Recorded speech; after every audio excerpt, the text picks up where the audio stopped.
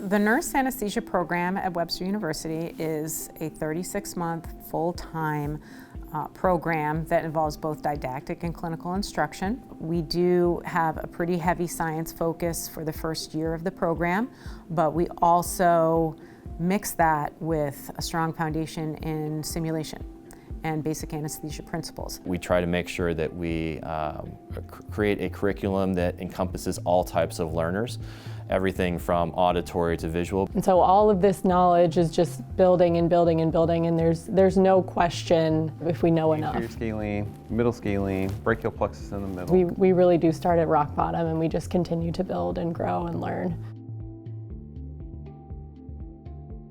What simulation provides for them is an opportunity to be able to be in an environment that is safe for them and allows them to experience things without having the additional stress of working on a real human being. It's a good opportunity because it's right here in the building, about 10 feet away from our classroom. It's imperative. I just don't see how you can do a successful job without simulation.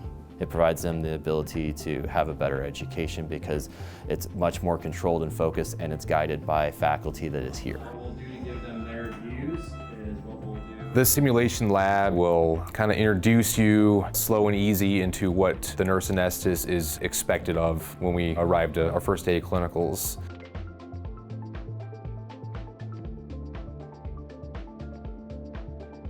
Webster has set me up for success when I graduate, and I attribute a lot of that to the different clinical sites that they offer. You just see so many different ways that anesthesia is practiced, and I think it's really beneficial. You can take the best of every little part and you build your own practice. We go all over Missouri. We go down south, urban, city, rural areas. Just the experience here is pretty unmatched.